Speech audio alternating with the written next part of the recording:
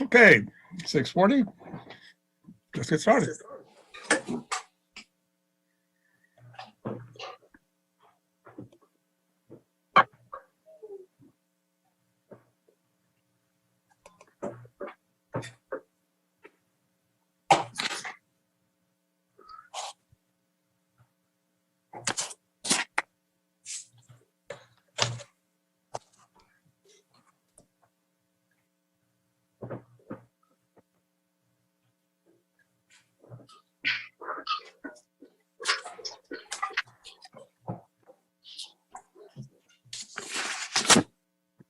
Call the meeting to order. Regular Fire Protection District Board meeting for Tuesday, March 30th, 2021.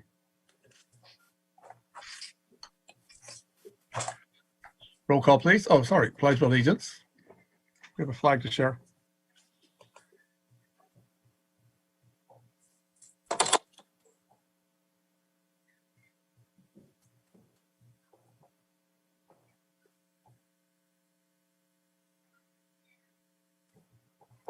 Somebody working on the flag? Do you see the flag? No.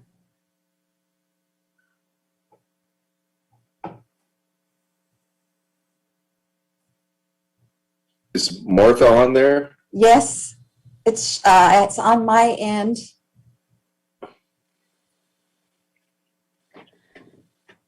Martha, are you in share screen mode? Yes, just a moment. Okay. But normally if I just, do you see it?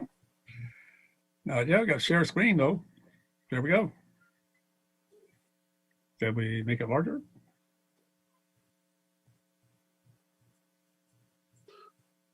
That's as large as it's getting.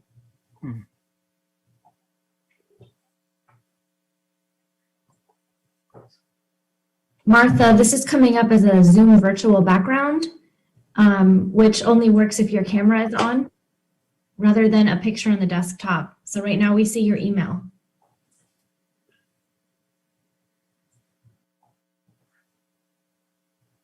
Sorry. Let's try this again. Sorry, excuse me.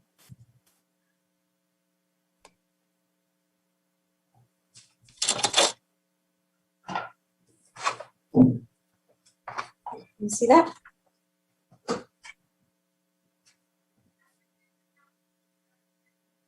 Can you see that? I know. Yeah,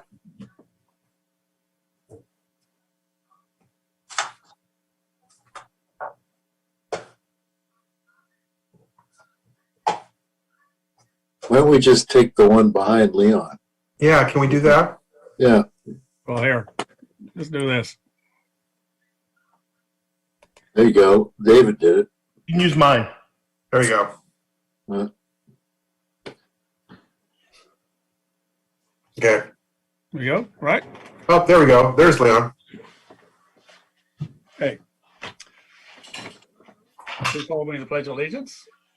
I pledge allegiance to the flag of the United States of America and to the republic for which it stands, one nation, under God, indivisible, with liberty and justice for all. Thank you.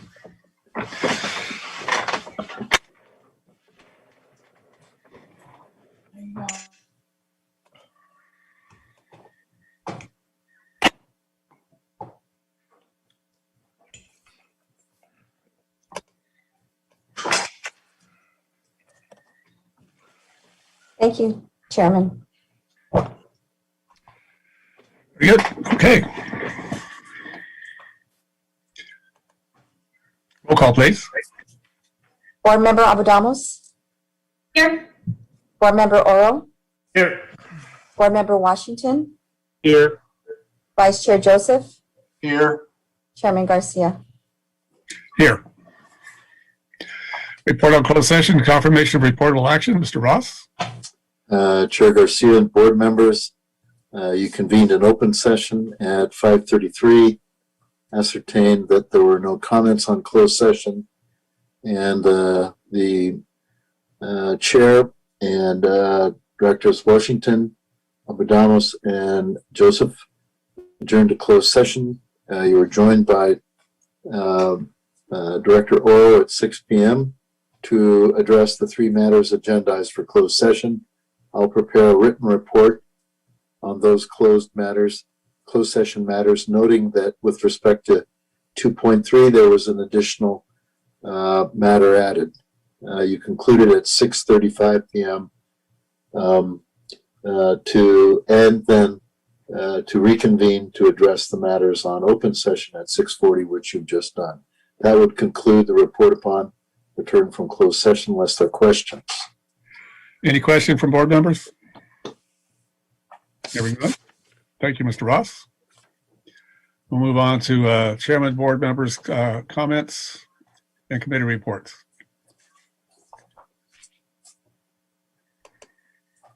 Board member Abudamos? Okay. Nothing to report. Okay. Board member Washington? Nothing to report. Board member Oro? Nothing to report, sir. Vice Chair Joseph? Nothing to report other than I submitted a council report for next Tuesday, and you'll see it all then. Well, just on the comment side, I just, since we have not had the opportunity as a district board to discuss the vaccine process, but that went extremely well last time. And it's just a commendable effort on the staff, all the firefighters who helped put the event together. Went very smoothly and very much appreciated by the community and those who were there. And I think Chief Cahill will have some more comments on future dates for vaccines later in this evening. Okay. Moving back to our agenda here, public comment and public participation in the meeting.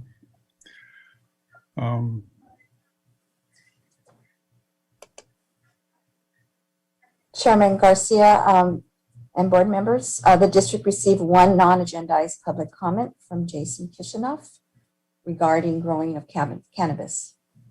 Okay. And how do they participate in the board meeting, open session? No, he just sent a comment. Okay. Usually there's a. If they want to participate, they can call.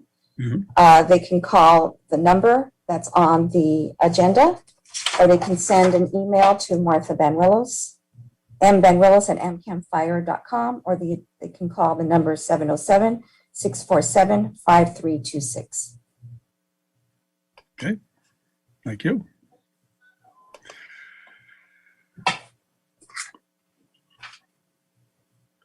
Any agenda changes? If there are no agenda changes, is there a motion to accept the consent calendar? I'll make a motion. I'll second. Okay. Roll call, please. Board Member Abadamus? Yeah. Board Member Oro? Yes. Board Member Washington? Yes. Vice Chair Joseph? Yes. And Chairman Garcia? Yes. Thank you. Moving on to our business agenda. Item B1, approve a resolution determining disability retirement of firefighter Kent Barnes, a district safety employee covered by contracts with California Public Employee Retirement System. Staff report, please. Chairman Garcia and board members, at the last meeting of the board, during closed session, this item was discussed, and we have brought before to you this evening a resolution approving the disability retirement of firefighter Kent Barnes. The staff recommendation for this evening is to approve the resolution determining the disability retirement for Kent, a district safety employee covered by contract with the California Public Employees Retirement System. If you have any questions, I'd be more than happy to answer them. Any questions from board members? Not a question as much as a comment. I've known firefighter Kent Barnes for years. He's a good person, and I'm sorry to see him go. And I wish him well. Thank you, Mark. Appreciate it.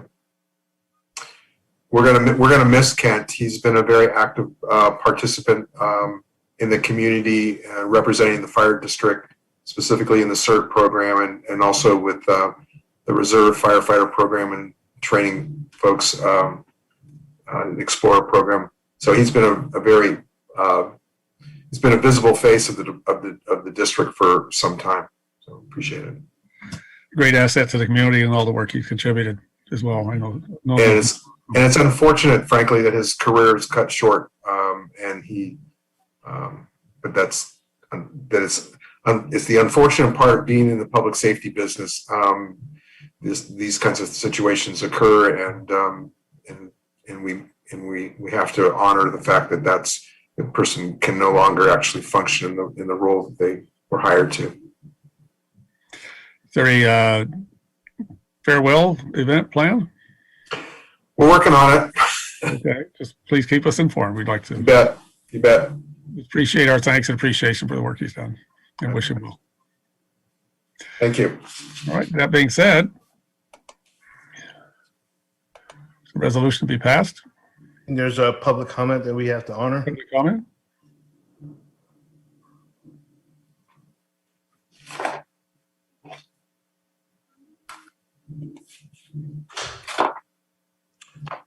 Okay, if there's no other public comment, I will make a motion to adopt resolution number 2021-06, a resolution of the City Council of the City of American Canyon, sitting ex officio as the Board of Directors of the American Canyon Fire Protection District, a subsidiary special district of the City of American Canyon, determining disability for firefighter Kent Barnes, a district safety employee covered by contract with the California Public Employees Retirement System. I'll second the tie. Motion second, roll call, please.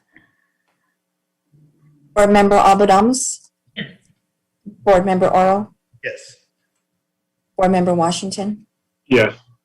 Vice Chair Joseph? Yes. Chairman Garcia? Yes, thank you all. Next is item B2, receive a presentation on the fiscal year 2020-21 budget review and adoption of a resolution authorizing proposed budget amendment. Staff report, please. Chairman Garcia and board, I'd like to offer you the mid-year budget report. Ken Campos, who's our financial officer, will be actually making the presentation this evening to you. Very good.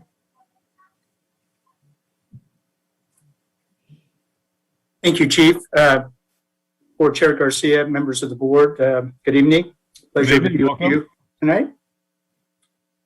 And Laura Provencher will be manning the PowerPoint presentation this evening.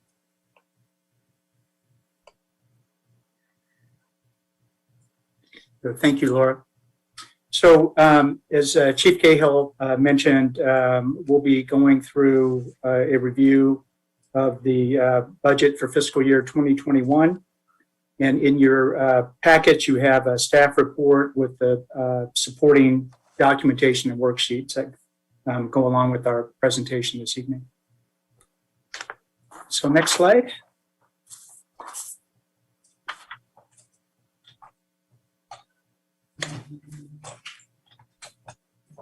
Next slide, please. Thank you. This is just what we'll be covering this evening. We have a monthly financial report. Actually, it's through February. I apologize for the March date there. It's actually through February, so it's the actual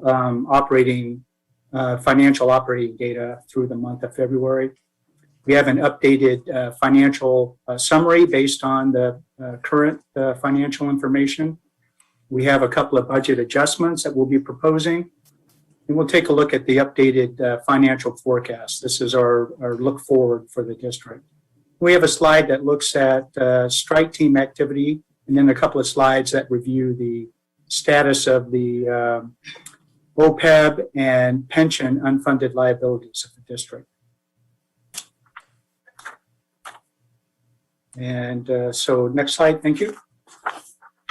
So this slide looks at the general fund reserves as we move throughout the fiscal year. And you can see this is updated through February. The current general fund operating reserve balance is approximately $5.1 million. Last year at this point, it was about $5 million. So the district is staying pretty close to where it was last fiscal year. I'll just point out that kind of the brick along the bottom of this graph represents the district's contingency reserve fund, or the rainy day reserve fund, if you will. And by pursuant to board policy, that's set at 20% of ongoing operating expenditures.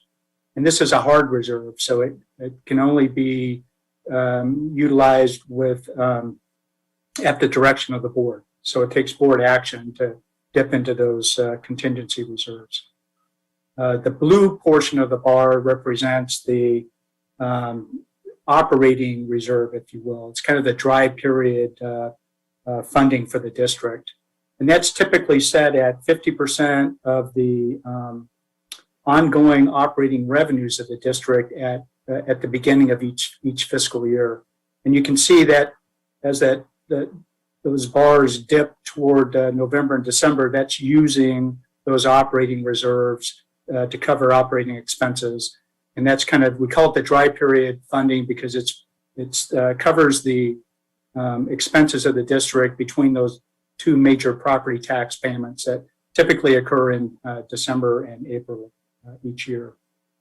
And the lines going across, the green line going across is kind of where we expect to be throughout the year in terms of that reserve. And the blue line going across is where we were last year. So we're tracking very close to where we were last year. We're starting to dip a little bit below where we were with the overall reserve level from last year. We'll talk a little bit about that later. So next slide, please. So this is where we track the actual cash balances of the district throughout the year. Again, the blue line represents last year's cash balances, and the brown line represents the current year. And you can see we're right on point as to where we were last year at this point in time. I just point out this is overall cash too. This includes the district's capital funds. What I'd like to point out, however, is the low point and the high point. So if you look at last year, we had a high point of 6.4 million in cash, and the low point was 3.5 million. So it really runs from April is kind of the high point of the year. That's correlates with the second property tax payment. And then that cash has got to carry the district through until the subsequent or until the December property tax payment that comes in. So that difference between 6.4 and 3.5 is roughly $3 million over about a 7-month period. So that equates to a cash burn rate of around $450,000 a month. So without that operating reserve, the district would be required to somehow finance that operating shortfall. And typically, a district would have to go out and borrow money if they didn't have those reserves on hand. I just wanted to point that out. So next slide, please. So this is where we're tracking overall salaries and benefits throughout the year. And again, we're comparing with the prior year, which is the blue line, and the budget, which is the green line. So you can see we're slightly ahead of budget through February. And that's because of that strike team activity you see there. Through February, there were about $365,000 in overtime costs associated with strike team deployments. And that's what's kind of keeping that line up for the current year. Last year at this point, there was about close to $400,000 of strike team costs. But overall, we're tracking pretty close to budget. So next slide, Laura. This is just overall general fund expenditures. You can see we're pretty much on target with the budget. So the brown line and the green line are kind of come together there in February. So we're tracking on budget through February. However, there's a number of expenditures that really don't come in until later in the year. And those would be the district's utility costs, PG&E costs at the headquarters building, the Napa County dispatch costs have not been billed to the district yet. And I believe there's still some transfers that need to be made from the district to the city for personnel related costs that haven't occurred yet.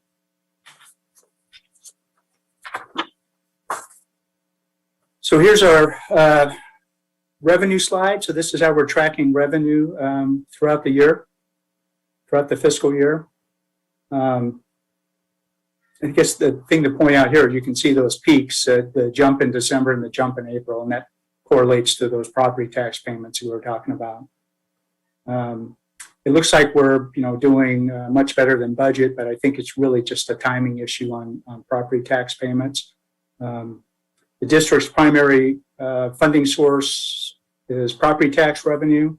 That's right on track where we think it's going to be for the year at about $4.8 million. The other major source is the fire assessment fee revenue, and that looks like it's right on target at $656,000 or so. You can see in the current year, we've got about, through February at least, about $300,000 in strike team reimbursement revenue that's been collected. Last year in total, it was about a little over $500,000, so $519,000. But overall, we expect to be pretty much on target with the revenue.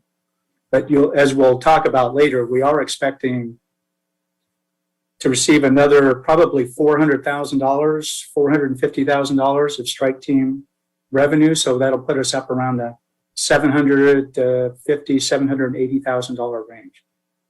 And we have a slide where we look at that in more detail later.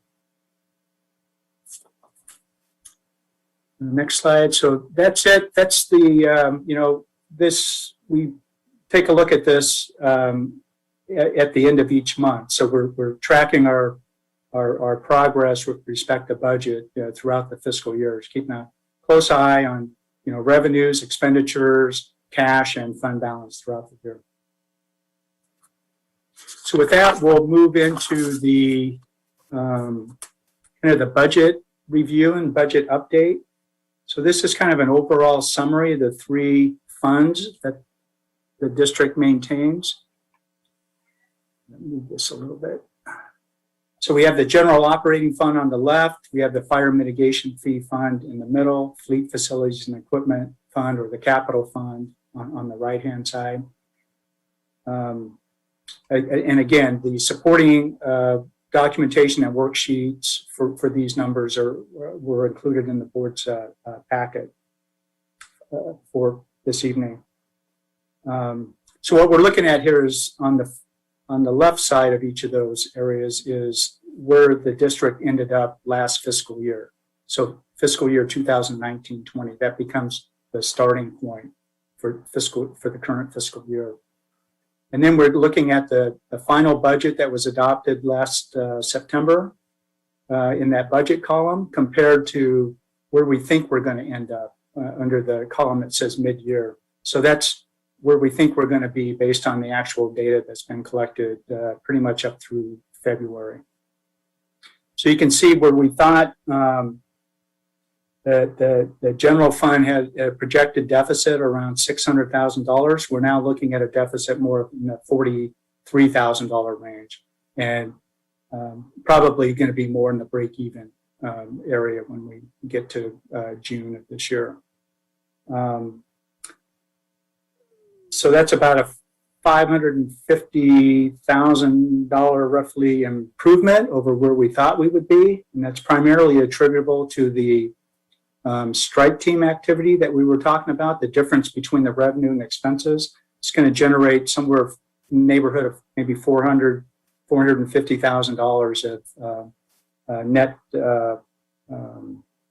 positive to the general fund balance. And then when we adopted the final budget for the current year, we had put in an additional $450,000, I believe, related to the 6.0 staffing that we were talking about. That's trying to maintain those two separate engine companies. We thought that would run about $450,000 for the year, and it looks like it's running about $100,000 a quarter. So it's going to be more in the probably $400,000 range for this year. So that's a net positive $50,000 on top of that strike team. The balance is just various areas throughout the budget where it looks like we're going to come in a little bit less than what was projected in the final budget.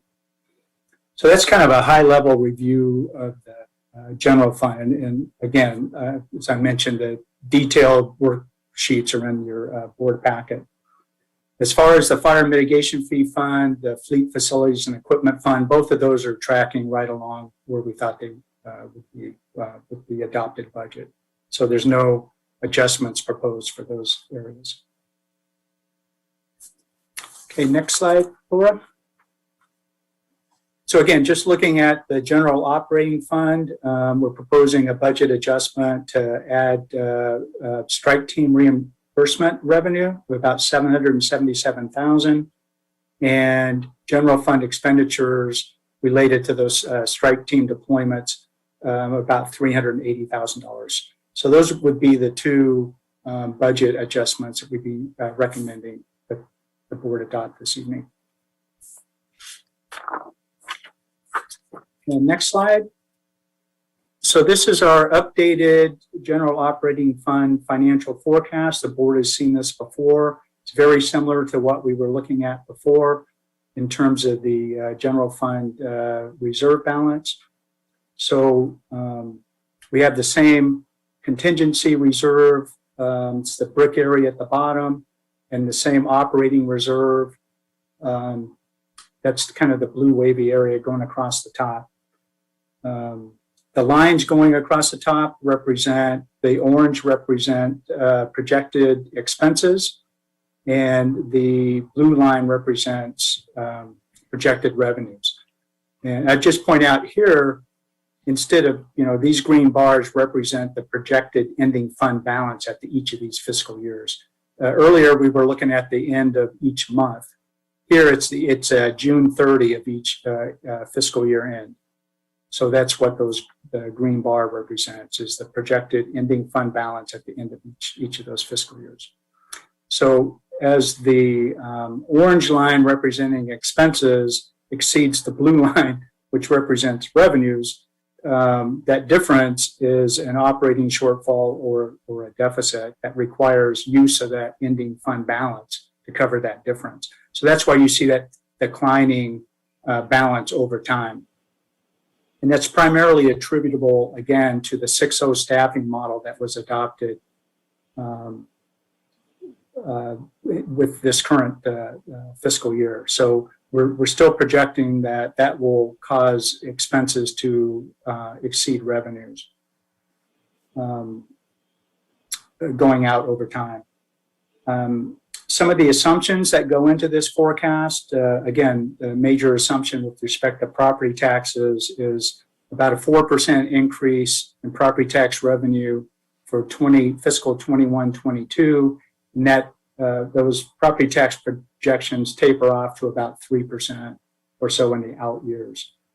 We built in an annual cost of living adjustment for salaries, and the benefits, the primary drivers on the benefit side are the retirement costs and the OPEB contributions. So we relied on the actuarial reports to get those forecasted amounts going out.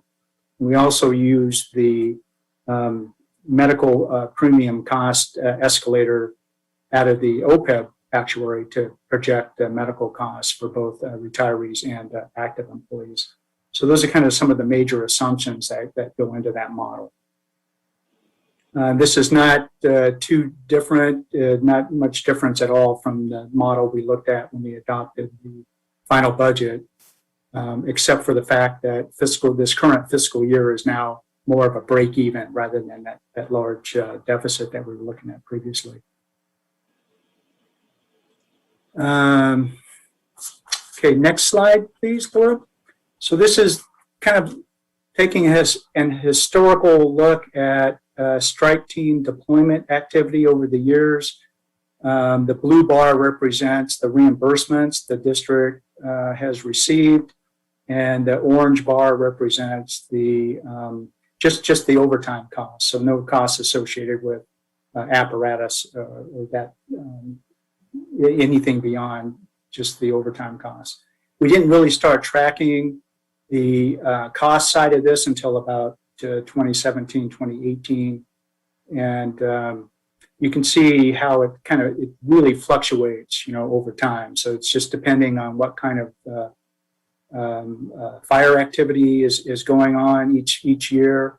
In this past year, in addition to fire activity, there was, the COVID-related activity, right? The vaccinations and those sort of things that were taking place.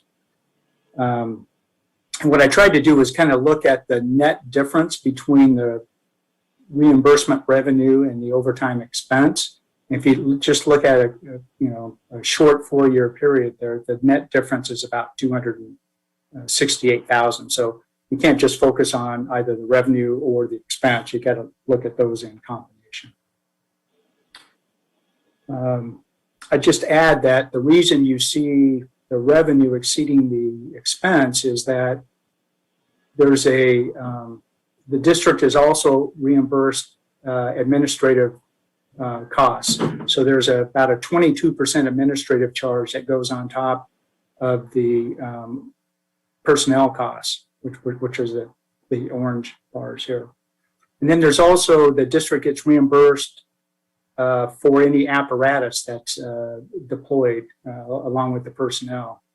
And that could bring in another roughly 23% of, if you want to relate that to the personnel costs. So you're looking on average, maybe an additional 45, 50%, close to 50% of additional reimbursement over and above just the personnel costs. And I'm sure we'll have some more discussion on that topic later. Okay, Laura, thank you. Next slide.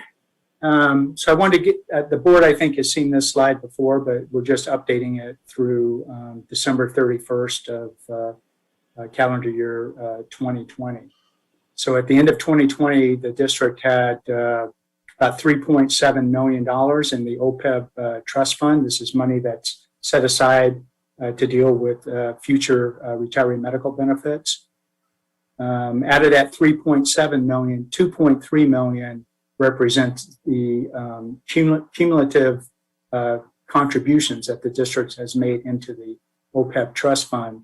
The difference between the 3.7 and 2.3 represents investment earnings. So through December 2020, the district had earned about 1.4 million on its 2.3 million in contributions. So pretty substantial progress it's making in terms of funding. We'll see that on the next slide. So this slide looks at the funding status of the retiree medical benefit trust fund. So the orange bar represents the actuarial accrued liability. That's the expected cost of benefits to be paid over time. The blue bar represents the value of assets. And again, 2021 is through, the assets are through December of 2020. The unfunded or the actuarial accrued liability is based on the last valuation the district had done, which was June 30 of 2019. Those are done every 2 years, so the next valuation will be as of June 30 of 2021. The gray bar represents just simply the difference between the liability and the asset, so that would be the unfunded liability. And the line going across from left to right, that yellow line represents the funded ratio. So that's how the value of the assets divided by the liability. So that's the funded ratio. So you can see that line progressing upward to the right. So it's definitely going in the right direction. You can see the district's OPEB funding status is at about 70%. As of 2021. Now, again, this will get updated June 30 of 21, but as of this point in time, the funding status stands at about 70%, which is really, really fantastic. Mr. Campbell, Yes. can you please explain actual value of assets? Is that a fund that we own? Is that capital products? What are the assets? So that's cash invested in the OPEB trust fund that's maintained by CalPERS. So it's the CalPERS OPEB trust fund. And it's the market value of assets as of December. So the blue bar on the far right represents the market value of assets in that trust fund as of December 31st, 2020. It's about $3.7 million. And is that trust fund a conservative fund, I would imagine, or something more aggressive? Well, they have 3 levels of investment. They have very conservative, moderate, and aggressive. And all the district's funds are in the aggressive portfolio. When we get to a point to where we're at like 100% of funded ratio or close to that, I think that was a goal that we had talked a while back. Do we move to moderate or conservative? Yes. Yeah. It just bear in mind when you do that, it'll change your funding status because your actuarial accrued liability is discounted back to the present based on assumed earnings rate. Right now, it's based on the assumed earnings rate from the aggressive fund. As you go toward a more conservative approach, your future earnings are going to be less. And so the discounted present value is going to be more. So you could be 100% funded and shift to the moderate growth fund. And then you could find yourself being maybe 80% funded, because now your liability is going to tick up because you're now assuming less earnings in the future. But it's still a very reasonable approach to take. And we'll probably be making that recommendation to the board, in the next couple of years. Yeah, Make that move. I just have echoes of 2008 and CalPERS, or even in the 90s, CalPERS, predictions of returns versus actual cash and investments, and how municipalities fell behind because of that. Yes. Yep. Something we keep a very close eye on. And these funds are not, the assumed earnings rates are a little less on these funds than they are for the CalPERS retirement side. A little more conservative here. But it's definitely something to keep an eye on as we move forward and the funding progress continues to grow. And remind us, and maybe even the public, how are we funding this? We have a percentage that we're throwing in every month to cover, every year to cover these liabilities? Yes, sir. It's something we budget every year. It's like the actuary comes up with you want to liken it to a mortgage payment to pay off the unfunded liability component. So you have two components. You have the normal cost, that's the cost of benefits earned each year. And then you have the amortization or the payoff of the unfunded liability. So there's a lump sum payment. You have a dollar figure you can attach to that? Yes, sir. That would be for the current fiscal year. Get to that sheet.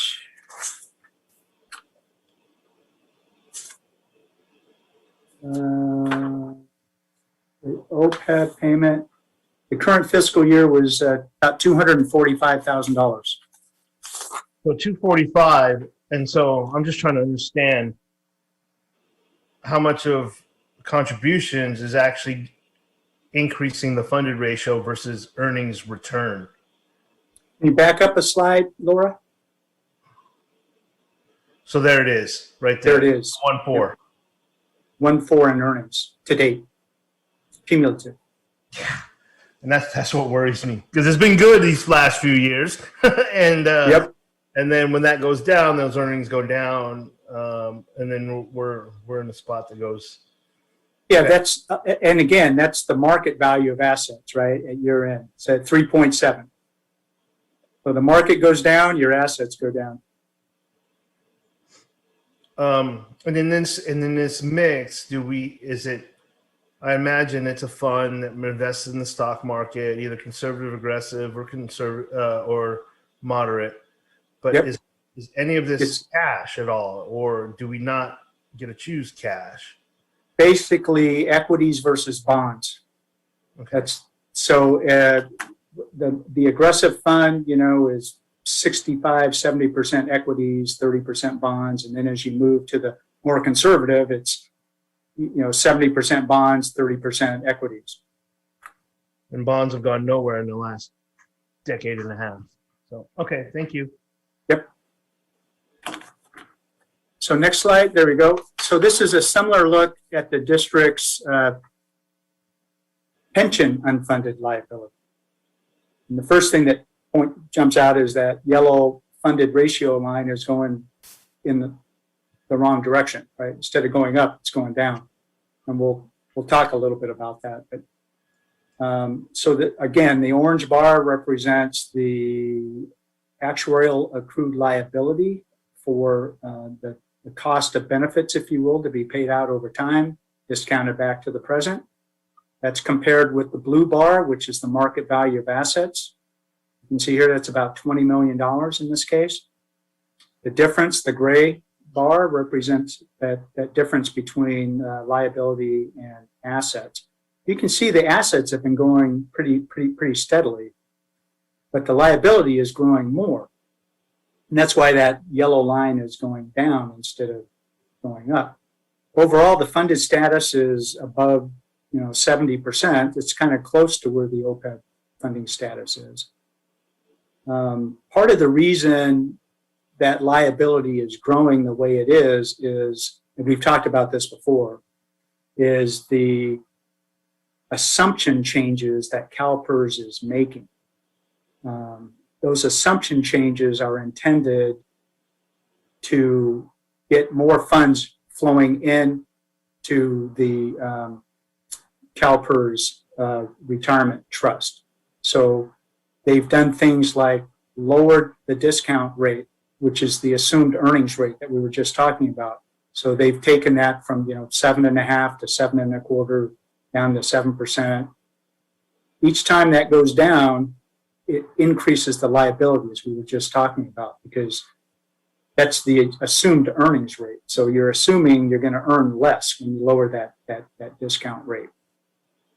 So that drives that liability up.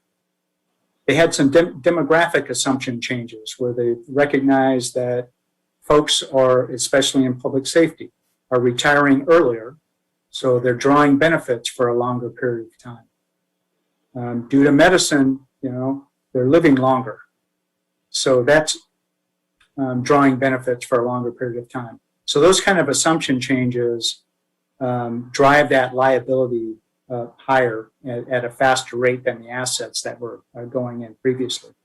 Because all the contributions in the past were based on a certain set of expectations and assumptions. And when those are changed, you're now kind of behind the 8 ball, right? You got to catch up. So you got to put more money in. And that's what CalPERS was trying to do. They would like to see that funding ratio between somewhere in a corridor between 80% and 120% of the liability. That was always their long-standing goal, is to stay within that band. And you can see the district, as well as most of the entities at CalPERS, are below that corridor where they would like to be.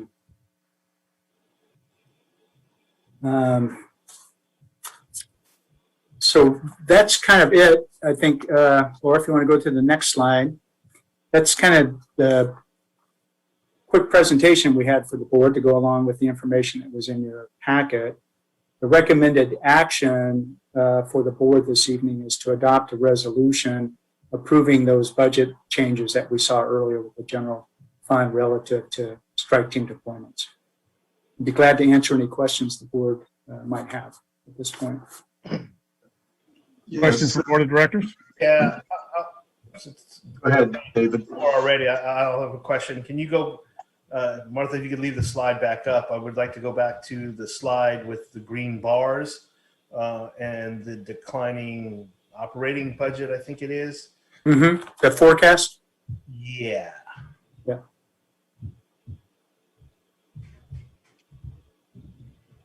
Or whoever was sharing that screen. Laura, maybe?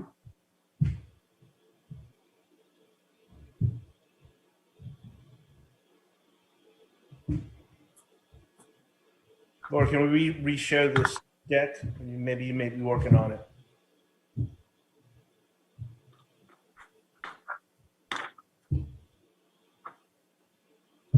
I may have put her to sleep. My apologies, I'm trying. Yeah, okay. Keep going down. Right, you just passed it. It's the 12. Number 12. Yeah, number 12. Number 12, there you go. How concerned should we be about this, and how do we fix that? Okay, you can see it's roughly, you're right at your reserve policy for projected anyway, for as of fiscal year 23-24. And then in 24-25, it starts dipping below. So as we talked about when we adopted the final budget and the enhanced 6.0 staffing model, that you probably had about 3 or 4 years to see how that was going to work out, to see if there was going to be any additional development activity or property tax revenue generated from new development activity. Watson Ranch project, for example, or Broadway District project. So there's still time, right, to make those adjustments. So yeah, that's my question, right? So what are the adjustments, right? So if we do a 6-0 staffing that we talk about, is that this is maybe for the chief here, I don't know, or for the board to consider and discuss, but is that appropriate staffing level given the service that we have to deliver now? Is that just a COVID response and that goes away after, the pandemic ends and, we get this herd immunity? Or is this an ongoing model that we need to work on and then we begin to adjust budgets elsewhere? And the question for Mr. Campo is that those green bars going down, that is a concern for us, correct? Yes. All right. We want that green bar up there by the yellow, the orange, and blue. You want that to be above the blue. Above the blue. Above the blue kind of wavy area. Okay. And if I can jump in as well, I think this is, when we first talked about the 6-0 staffing, it was partly because of COVID and the need to create 2 physical stations for protection. And I think that was a smart move. And I think you're right. Moving forward, we only have a couple of years to either get a sudden burst of revenue or a sudden savings. And everything is labor, so that's not likely. So we're really looking for a burst of revenue. And the Watson Ranch would certainly be a good one. The possibility of looking at that strike team revenues, that's a little out there, but I think as we start looking at historical averages, I think there is a certain amount of net revenue you can get from that, depending upon the wildfires, of course. But that may be a source of funding if the goal is to eventually be able to afford an extra 3 firefighters so that we can have a 6-0 staffing and 2 stations doing it the right way instead of relying on overtime. Because I think, overtime, you will burn everybody out. Overtime is just a short-term solution. And I think we're beginning to experience some of that burnout even before the fire season starts. So for me, I think we're getting very close to a point where we need to make decisions. Do we go back to the single station and a 5-0 staffing arrangement while pursuing revenue strategies that allow us to hire those 3 extra firefighters? Or do we continue on our path and kind of burn out our firefighters, which isn't a good thing? I think we do need to have some serious discussion about how we're going to approach our staffing and our stations, given this picture right in front of us. And our budget. Given it's a funding issue, I would think that what we need to look at is what's the projection of property taxes as Watson Ranch develops. I think those are able on that. How much does it generate? I think they're built in, Mr. Campo, correct? Not really. No, this does not build in any additional revenue from any of the new development projects. Yeah, all right. So, just to piggyback off Mr. Joseph, board member, Vice Chair Joseph's Whoever I am. comments, yeah, that guy. Yeah. I think we discussed the strike team revenue in the past, and I'm not one in favor of, budgeting by crisis.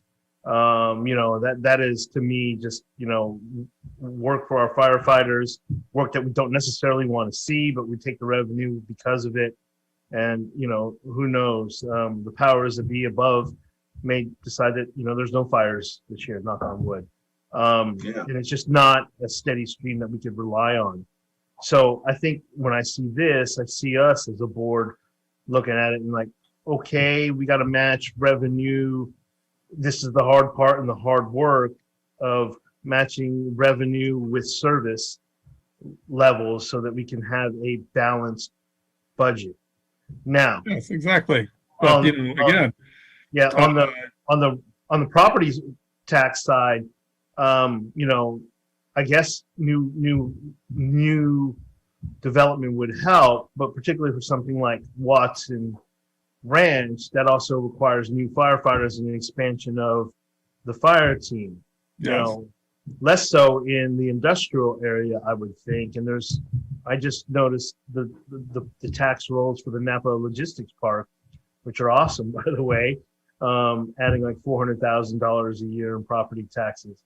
I mean, that should help. But still, I don't know if we'll ever get there unless we begin to decide how to staff. And I think it's up to the board, our financial advisor, the accountant, and our chief to work with us to do this. This is concerning to me. Well, I think it's a matter of how much data we have to look at that picture with. I mean, what will Watson Ranch generate in terms of property tax, given the development they're projecting over what period of time? At what point in time does it trigger a need for more staff? I mean, that's the piece of the analysis I think we need to have in this picture as well to make this determination. Well, and then I think the other thing too is staffing, right? We went through a cycle of trying to find a fire chief, and other fire departments were getting a lot more calls with a lot less people. I like the way that we have our staff now. We've got great service levels here, and it's that balance of trying to find a way. And I'm not suggesting cutting it of any way. I'm just suggesting a discussion of what do we look at? Are we overstaffed? Are we understaffed? Are we spending too much money elsewhere? I'd like to add on to that, because the Watson Ranch is probably the saving grace for the fire district, because my recollection is the horseshoe parcel around the ruins itself is a special tax revenue area for the fire district. I think you guys get something like 17% of the property tax, which is impressive, as a city, let alone as a special district. So when Watson Ranch, or when the ruins takes off, I think that's going to generate a disproportionately positive revenue stream for the fire district.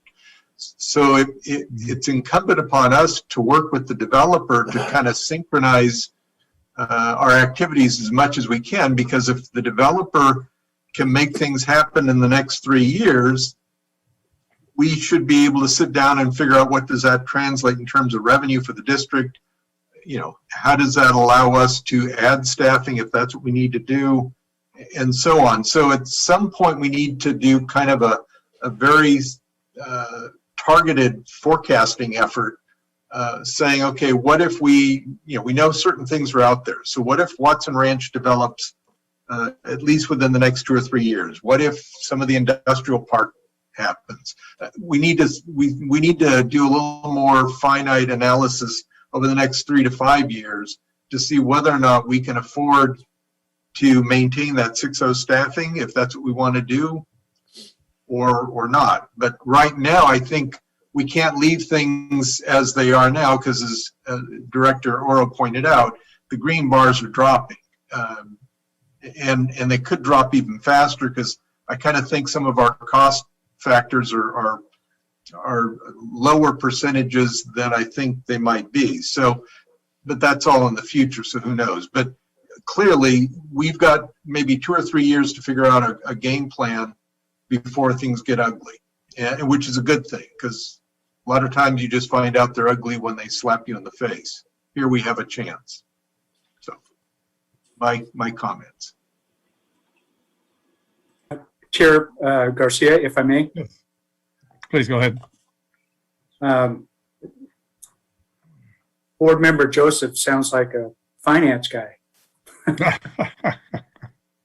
It's music to my ears. But I'll just remind the board that we did it's been a couple of years now, but we did a pretty detailed analysis of both the impacts from Watson Ranch and Broadway District, as well as the revenue that would be generated.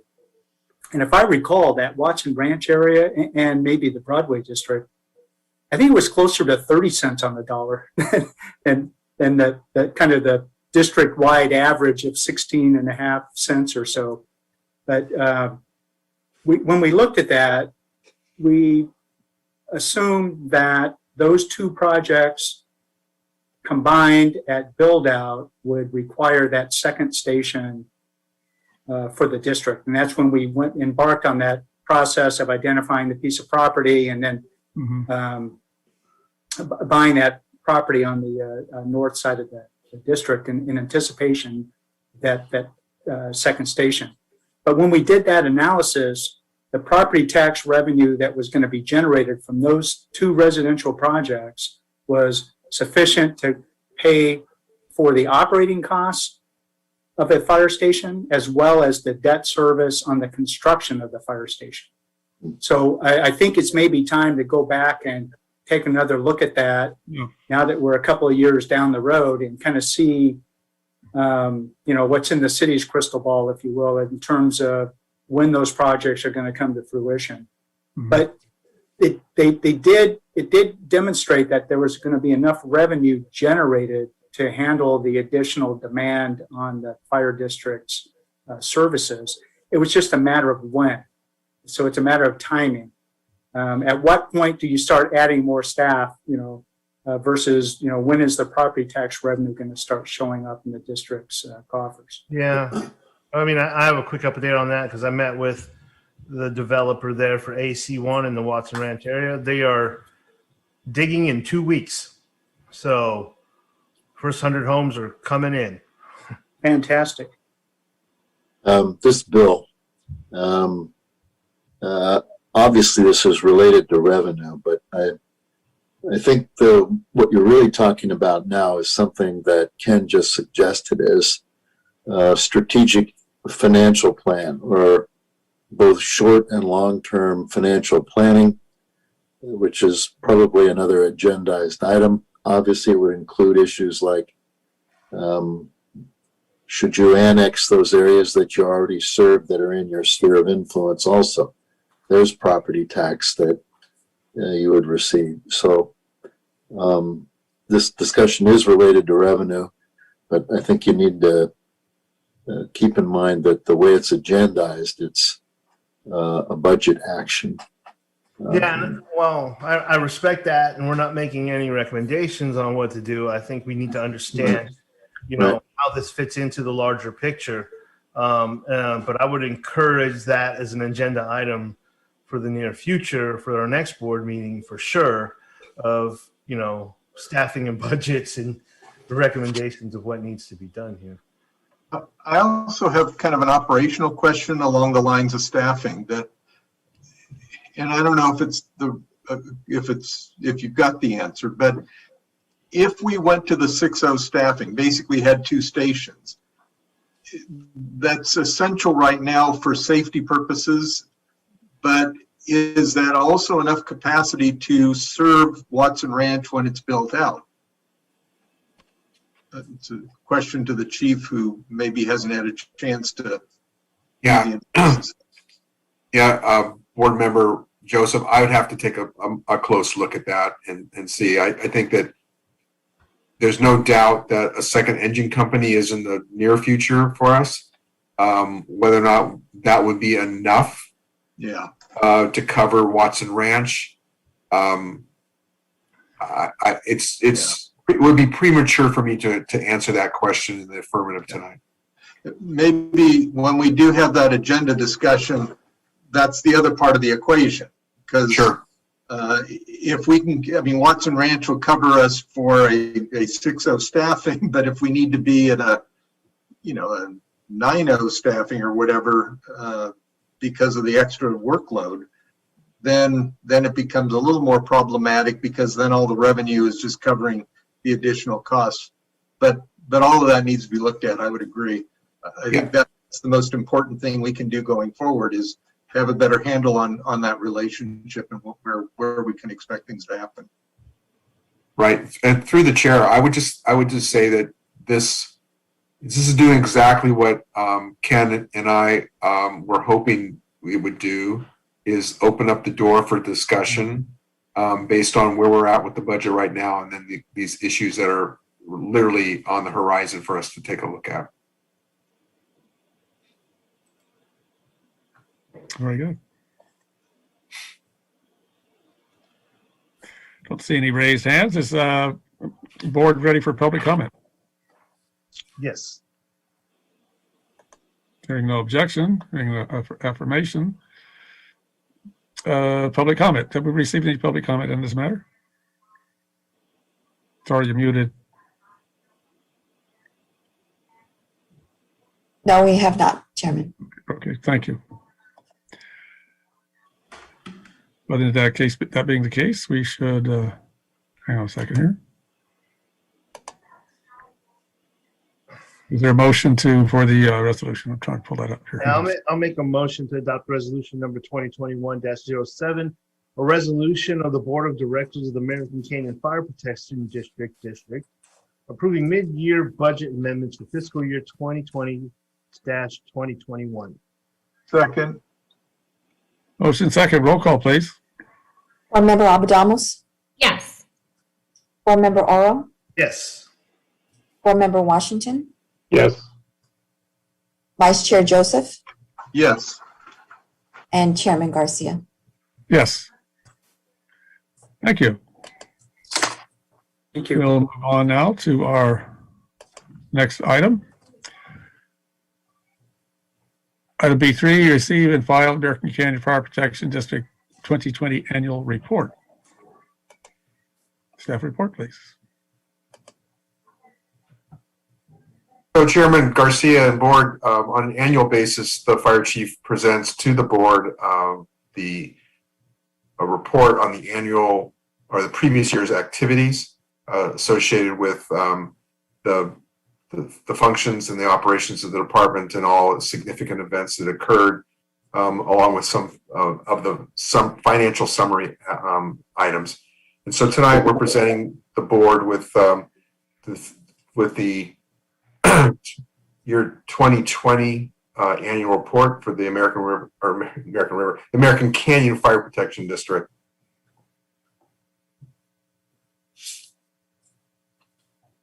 We have a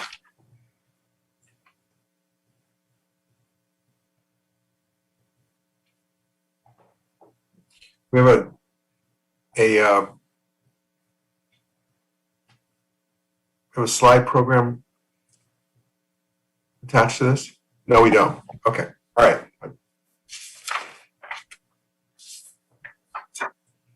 I think if you turn to the page 5 of the report, I think, like with everything else that's occurred in this last year, I'd like to point a little bit of attention to the COVID-19 because it's significant impact on the fire district and the community. Before I got here, the board, along with Chief Weeks and the administrative staff and the firefighters, did a significant amount of work to prepare the fire district to meet the challenges of the pandemic and also to maintain safety of our personnel.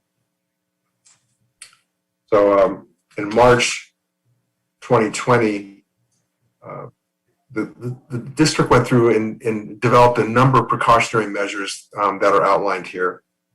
On June 2nd, the district reopened Station 225 James Road as a means by which to protect our employees from the spread of the pandemic within our own organization.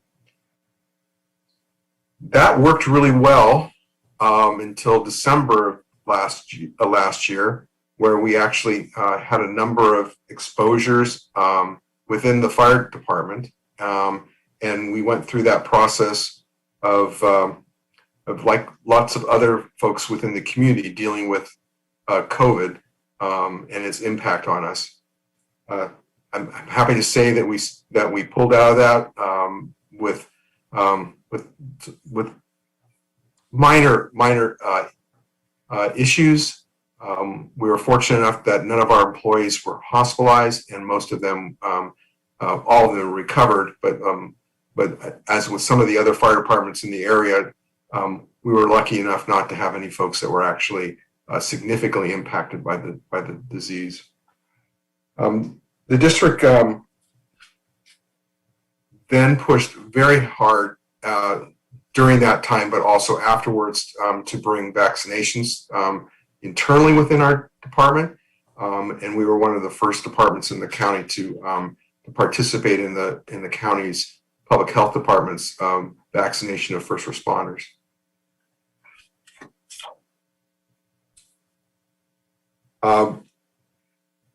During the end of last year, we had an election, and we welcomed Director Pierre Washington to the fire district family, and also had the opportunity to wish Director Ken Leary the best in his retirement. We had several administrative retirements within the district. Assistant Chief Blake Lawson retired, and then Chief Glenn Weeks retired. And then we've had some new members of our team also. Laura Provencher became a fire executive assistant in February, and then I came on in August, and Chief Comiskey came on in September to help round out our administrative staff. I'm not going to spend a whole bunch of time going through the rest of the report, and I will be more than happy to answer any questions you might have as you've reviewed it. But I guess if what I'd really like to present to the board tonight is to give some credit, not some, give all the credit, frankly, for this report to Martha Banuelos for her amazing ability to keep the district afloat, but also to present and prepare documents like this. I've worked in a number of different departments over the course of my 40 plus years in the fire service, and I find the staff here in American Canyon to be exemplary. And Martha is an amazing asset to the district, and I want to acknowledge her for that. Thank We you, certainly Chief. thank her as a board for all her efforts keeping things moving. Very Thank much you. appreciated, Martha Banuelos. Thank you. Any questions that the board has of myself or Martha with this document? Just Just want comment to like the report. You know, it's good to see some of the data on where our responses are and how many we have and response time, et cetera. You know, we have a plan to always to maintain that effort. I liked it as well. It's a good mix of data and, report summaries. So good job. Thank you. Yeah, and I echo Vice Chair Joseph. I'm a big data guy. I love these charts. They're self-explanatory. If I could add, there's a lot of other folks besides Martha that are behind the scenes making this happen. But her work in putting the document together is just, it can't go by without being recognized. There's an amazing amount of time and energy put into this document, and frankly, the next one that you're going to see in tonight's meeting.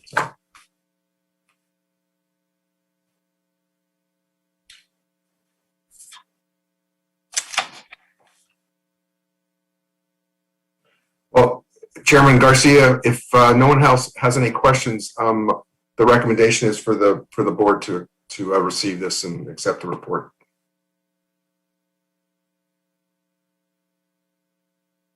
You're muted, Chair. Sorry.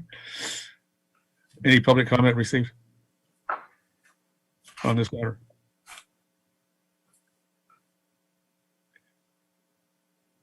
No, Okay. no public comment. I'll make a If there's public motion comment, that, we'll turn to board for action. I'll make a motion, we receive the report, receive and file. Second. Motion second. Roll call, please. Board Member Abudamos, Yes. Board Member Oro, Yes. Board Member Washington, Yes. Vice Chair Joseph, Yes. and Chairman Garcia. Yes. Thank you all. Moving on up with our agenda this evening.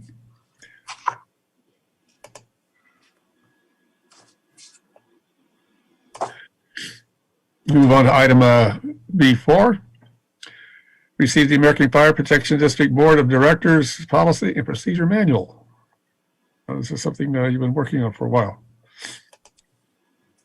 Thank you, Chairman Garcia and board members. This is a product of a number of months of work of your staff, your administrative staff at the district level.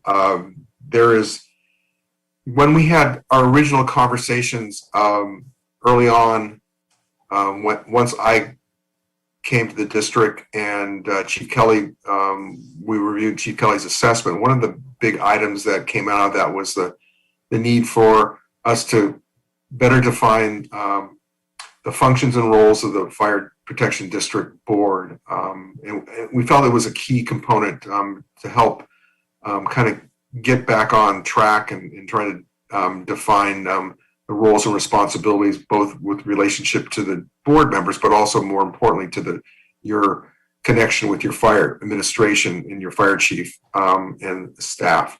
So this is and I'll be totally honest and transparent here. I come from a training officer's background in the fire service, and one of the things you learn early on in that process is that if you can plagiarize or steal things without getting caught, it's probably the best way to produce documents in the training world anyway. So that being said, Chief Comiskey is also one of those kinds of folks, and I reached out to him and asked him to help us put together something along the lines of what we had been talking about in terms of a manual, a document that we can refer to and give us some direction as we develop the district into the new areas that we're planning on going. And so anyway, long story short, this document is actually one that's been used on a number of other fire protection districts. Again, our staff, specifically Martha, went through and along with a number of us, and we've gone through and taken that original document and made it American Canyons, and with both the help of Bill Ross's office. So we think we have a document here that's workable. It's still a draft, so the board has plenty of opportunities to make it more yours than it already could be. So anyway, I'll start with that. So we can start the PowerPoint presentation. Chief Cahill, another way to say that is you guys are adopting industry best practices. Thank you, David. Appreciate that. Yeah. You're always looking out for my back on that. Thank you. And yeah. So, like with any document like this, we're trying to define the role of the fire district, and so the purpose of the district is defined here on this page. Next slide, please. American Canyon is, the fire district had early roots in the community. It was here before anyone even thought about having a city of American Canyon. Like with a number of other communities in the North Bay, it actually, the city grew out of the fire district in some respects. The fire district was the first local bastion local government in American Canyon once the district was formed. So this is a great photograph of some of the early members of the fire department and the founding folks who have built that we built on what the foundation they started. Next slide. This quick organizational chart shows the board of directors overseeing the fire chief having oversight of the assistant fire chief and the 2 fire executive assistants, and the assistant chief being responsible for the operations side of the department, 6 fire captains and the 12 firefighters. What we haven't shown on there is the CERT team and the reserve firefighters, but they're again a part of the operations side of the organization. Next slide. And a lot of this is I'm trying to build off of what you already know from your roles as city council members, and trying to just highlight the differences, but also the places where things are pretty much the same. And so in the case of this, the fire district, its origin, it comes from the state health and safety code and the fire district's law that was developed in the latest in 1987. But anyway, this kind of gives you a basic shot of what the functions of the board are, basic authorities and then responsibilities, and they all come from this state law. Next slide. So this is the piece that that we're heading towards, and I know Chief Comiskey is going to talk about this in more depth towards the end of my presentation. But we felt like the Fire District Board 101 kind of program that I had promised the board and talked about right after Chief Kelly did his presentation to you folks. We felt like we had to have this document first to do that. So so we're gonna now that we've got this document and you have it in your hand and you can go through it and take a look at it and kind of absorb it, we're gonna move towards the next phase in this and try not to be redundant and try not to talk about things that you already know about, but try and just kind of bridge the gap between where you all are or were, and then bringing you to a place where we're a little bit more on board with the role and responsibilities of the fire district versus the city. So board orientation is a board policy and procedures manual.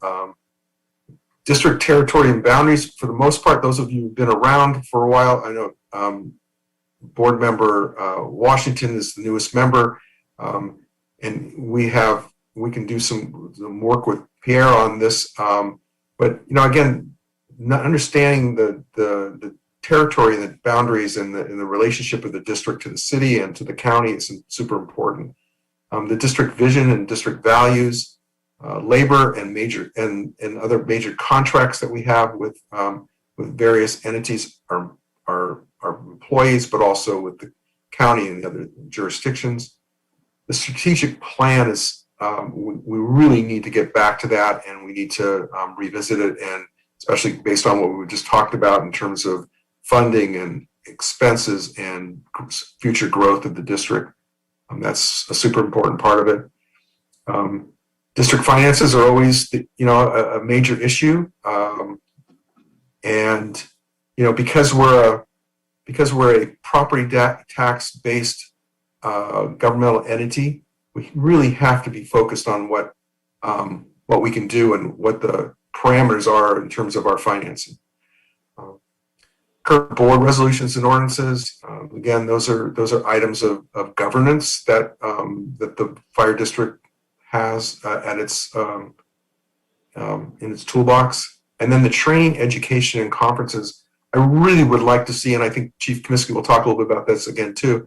I really would like to see us, like you do with the league, to start offering and helping board members have the opportunity to possibly get some additional outside training and education to kind of broaden your perspective with regards to what the fire district board members' real job is. So, next slide. And again, stop me if you've got a question or a comment with regards to what I'm talking about right here. This is about the basic board function, board officers' functions. The system that's in place, there's 2 board officers, the chair and the vice chair. The board chair appoints members to various board committees as regular board meeting in January. The duties and responsibilities of the officers. I'd like to see, and I'd like to suggest at some point, we can talk about this when we go through the training course, about the potential of maybe having some subcommittees that are standing subcommittees that would help the fire chief in the management of the district by providing just a little bit more of a bridge between the board members and the fire chief on specific items. And again, there are other district board, fire district boards that I've been familiar with. There have been subcommittees that have been, that have worked with facilities and operation, or facilities and fleet, and help the fire chief, look at, keeping the rolling stock of the district funded and understand the complexities of some of those kinds of things. And also pieces, not just a finance committee, but also possibly having someone who works with, talks about the labor issues that are associated with, in kind of on a nuts and bolts level, and then we bring that back to the full board when we start talking about suggesting different types of policy things. Next slide. So, powers and duties of the fire district board, and specifically this is where the handoff from the policy direction that the board gives, but also being responsible to supervising the fire chief and essentially hiring, firing, and reviewing the work of the fire chief and evaluating the fire chief's performance. I don't think we need to really talk about board member decorum unless you'd like to talk about that. I think those are all the kinds of things in the code of ethics. Those are things that you learn about, frankly, in your city council roles. Next slide. And again, this one here, can we go back to that in terms of, I'd like to talk about things like, and I'm going to focus on the fire chief stuff because I think this is, the kinds of things that I really would like to be more grounded with you on. You set the policy, but the fire chief is the chief executive officer of the district and has full administrative authority. The fire chief is a technical advisor to the board. Trying to make sure that we understand the lines of responsibilities there is, I think, is always important from both to develop a really good, strong relationship between the board members and the chief. Things like in the responsibilities on the other side, on the right-hand side of the screen, monitoring the progress and attaining, make sure the fire chief and the board and the district's goals and objectives are met. Complaints should be referred to the fire chief and not necessarily handled at the board level. Utilize chain of command when seeking appropriate assistance. When approaching district personnel concerning district policy, the fire chief shall also be made aware of the personnel concerns. Again, these are kinds of things that oftentimes, if not understood and accommodated, they tend to create situations that will erode away at trust between the fire chief and the board members, and also especially within the labor group. Next slide, please.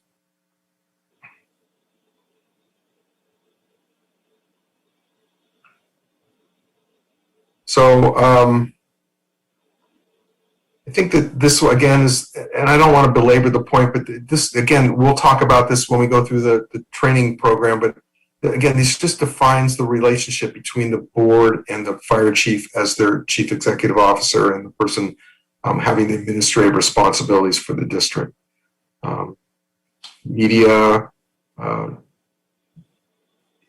just the dissemination of information internally within the department and in the community with respect to operational types of items. Next slide. So one of the primary responsibilities of the board to the district constituents is the fiduciary responsibility, the financial piece of it. This slide's intended to clearly define that. The actual day in, day out financial piece in terms of making sure that we stay on budget, and follow the direction of the policies set by the financial policies set by the board is, again, the fire chiefs and the finance officers. Next slide.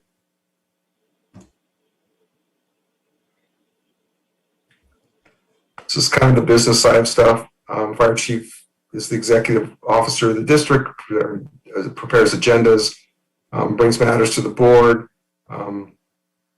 periodically briefs the board on progress of various programs, deals with the personnel and financial and capital improvement matters, reports to the board personnel appointments, demotions, transfers, and things like that, and prepares and provides for succession planning for management and personnel. And these are the things we've been talking about tonight. So this is the kind of stuff that that again defines the role and responsibilities of the fire chief in his relationship or her relationship to the board.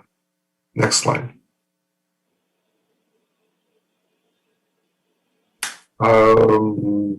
Pretty self-explanatory. Again, Ralph M. Brown Act, has impact on all public meetings, and you all pretty much got this pretty nailed based on your role with the city as the city council members. Same, it's same for the district. Next slide. And I think this one's another one of those things. It's the decorum and Robert's rules and all those kinds of things apply just here in the board as they do in the city council. Next item, or next slide. Quickly go through this, same type of item. Next slide. This one, yeah. So, there he goes. So we have a district legal counsel, who actually is Mr. Ross, and he's also the city's city attorney. We were trying to figure out a way to make him hang in the balance here between the two, but it didn't quite work out the way we intended. But anyway, it was trying to add a little levity at Bill's expense here, but we'll work on that for our next presentation. Okay, next slide. So, thank you for bearing with me as I stumbled through this presentation. I think that what you really want to hear about is where do we go from here? And, as I shared with you several months ago when we talked about putting together this handbook, the idea was to get the handbook in place and then branch out and provide some actual fire district board training, much like what you get when you go to the League of California Cities, I'm going to ask Chief Comiskey to kind of step in here because we're very fortunate to have Jim on our staff for a whole bunch of reasons besides the fact that he is, frankly, he's the current president of the Fire Districts Association of the State of California, and has been a board member, fire district board member in Lake County for a number of years, besides his long history and experience within the fire service. So he speaks, he knows when he speaks up, I guess is the best way to put that. So I'm going to turn this part of the presentation over to Jim because he's got a little bit more information to share with you about where we're going from here, and can kind of put the icing on the cake for this one. So Jim, if you're ready. Sure, Chief. Thank you, Chairman Garcia and the rest of the board. I just wanted to mention, thank you, Chief T. I'm the president of FDAC, will be so for the next 2.5 years. Been a board member with them for quite a while. South Lake County Fire Protection District, I've been on there for about 13 years. And I got involved with FDAC because I was a fire district board member. And I wanted to share with you this opportunity that we are putting together because of the pandemic. And I don't know if you've ever been made aware of as a board, the FDAC has a curriculum called Certificate of Achievement. And it's for new chief officers to a fire district as well as board members. And if I go too fast, please slow me down. But I want to get through this because I know y'all have been here quite a while. It's about 6 hours of interactive engagement between the facilitators and the attendees. But what it does is we break it down into 4 different sections. Legal and statutory mandates. We talk about, it focuses on what gives fire districts the right to deliver services, which is significantly different than cities. And we talk about federal and state mandates and what a fire board must adhere to. That's not the fun stuff, but some of the other great stuff is board best practices. And we talk about board interaction with the fire chief, lots of discussion of appropriate contact with information surrounding the Brown Act. Y'all are very good at the Brown Act. There's no doubt about it. But with fire boards, it does get a little bit more complex, and we talk about the common pitfalls to avoid. And it's very interactive. The last 2 sections, though, we talk about planning for the fire districts. We talk about the strategic plans that we need to have in place, which we do. And you don't throw the baby out with the bathwater when the strategic plan's 5-year spans up. What we do is we regroup and we re-strategize for the next 5 to 10 years. And we talk about planning cycles. And directors are so vital with that, because as a board of directors, if we could point back to every strategic move we make for the budget and refer back to the strategic plan, and it's in support of the strategic plan, the decision's pretty easy. If we can correlate the two. Yes, this is very consistent with our strategic plan. We have the funding to do this. We should move forward with it. That's one of my favorite subjects to teach, and I do teach all of these, but I have a couple that I very much enjoy. The final one, we talk about contemporary issues. The last time I taught this class was last February in Modesto. Never in my mind did I think this thing called the coronavirus or the pandemic was going to affect the fire service, our communities, our state, our country, our world. And so what we do is, in that session is one of the most fun, is we strategize, we talk, it's all open. What's affecting us? What happened over the last 50 years? What's going to happen in the next 2, 5, 10, 20 years? And how do we plan to be successful as fire protection districts? Really good session. And so what we're going to do is break these down into 2-hour or 3-hour segments, do it virtually for this year, and hopefully we'll get back maybe in 2022 to doing it live. The benefit of this certainly is that the fire board members get to interact with other fire board members, and we find commonality. We rob Peter to pay Paul to listen. Oh, that worked over here. that's very relevant to us here. And that's what's so important. Our annual conference is in 2 weeks. And normally it was a 3-day in-person session in Napa, which would be kind of close for us. But it's not going to be in Napa this year. It will be in 2022. But we still have 2 half days on April 13th and 14th. And we're going to be presenting, and Chief Cahill will provide that information to you. And it's not a sales pitch. It's just an opportunity to see other networking opportunities. Because I think y'all as fire board members and as city council members, it's all about relationships. If we don't have to reinvent the wheel, why should we? And it's a great opportunity to network and just make sure that we're consistent and congruent with what's contemporary within the fire districts of the state of California. I'll slow down there. I know I went over a lot of stuff real fast, but I don't want to keep you here all night. Does anybody have any questions about that?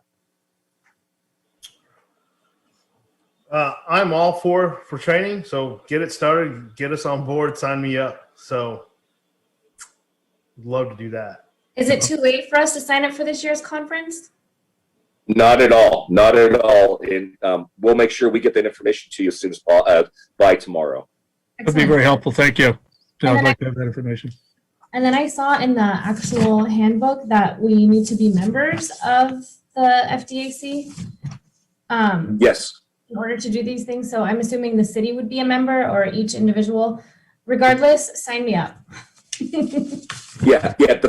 The fire district is a member. The city is not, but the fire district we are. Okay, cool. So then we are already members. Yeah, I would agree. Sign me up too, or at least send me the link.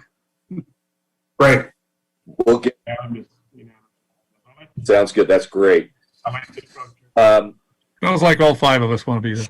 Yeah. Good. It's I think you'll enjoy it, and it'll be an honor actually to have my fire board attended. I'll be doing the introductions, and then I'm teaching 2 segments of it as well. But it's important. We have to stay together. There's a lot of threats. We didn't go into it tonight, but if the fire service, not just fire districts, but League of California Cities fire chiefs, Cal chiefs, Metro chiefs, there's a lot of threats coming at the fire service from private industry, and we have to be very cognitive and collaborative to make sure we protect ourselves. If I could jump in real quick and kind of capitalize on it, I think there's a number of, we're different. There's fire XYZ fire district versus ABC fire district, but the fact of the matter is we all come from the same state law, and we provide for all intents purposes the same or similar services into communities. And there's so much to be learned by collaborating with other boards across the state, and we're just in a great position right now, having Jim be on our staff and being able to provide us that inside access that we would have had to work harder to get if we didn't have the access that Jim's provided. Great. Thanks, Jim. I appreciate that. No, Chief, one question. Did you say there was a question about the enhancements to the training program, or was there no question on that? I don't recall that. Okay. I think as long as, if I can speak through the chair, I think as long as board member Oro is excited about doing this, I'm happy. Because I feel like I've been letting him down through this whole process, and it's like he's the one that's been pushing on me, and I keep going, hold on, Dave, it's coming. It's just it's coming, but we're there. We're on the threshold of it. So thank you again. Appreciate it. Okay, can we turn our attention to the board policy handbook now and comment? Sure. So the next steps on that is, are we providing comment and then we will adopt it later, or do you want input? separately and then we looked at a new draft, or what's the procedure here? Well, so here's how I was hoping we'd go about this. One is I'd like you all to look at it individually and just review it and make notes, post-it notes or whatever through it, and then we'll get back together again as a group and kind of walk through the actual document in preparation for the training that Jim's talking about doing. So, because it's going to be it's essentially our guidebook through that process, David. All right, so I'll give a couple comments now, if that's Sure. Yeah. No. Sure. Yeah. Give food for thought for you and food for thought for my board members, and maybe even have a little discussion on that. First of all, thank you for putting this together. It's great. I was wondering if this was an updated handbook. I think it's a new and first ever handbook for the board of directors. Is that correct? Martha knows, and she's nodding her head, because I know I've got on my desk here is the City of American Canyon Protocol Handbook. You can't see it with my virtual background, but Mark and I are going to go over this pretty soon as well. So that is in motion. I don't ever recall getting one for the fire district. So I did scan it over it, and I love the presentation.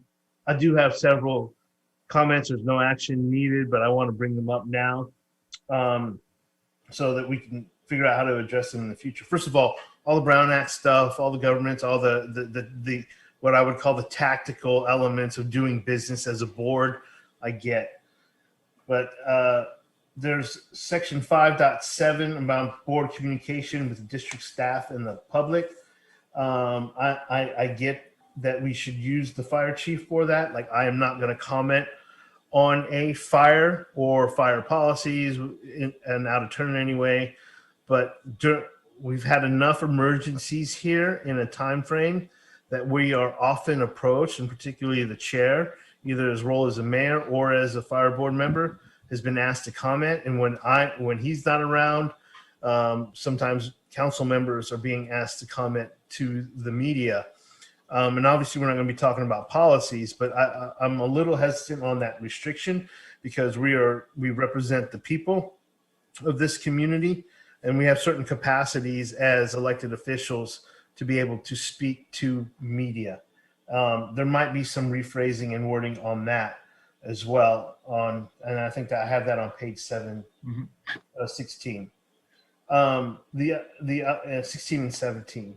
The other one is on the communication between individual directors and staff.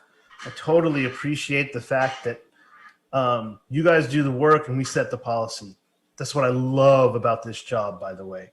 And it is a great thing, and we hire professionals like you.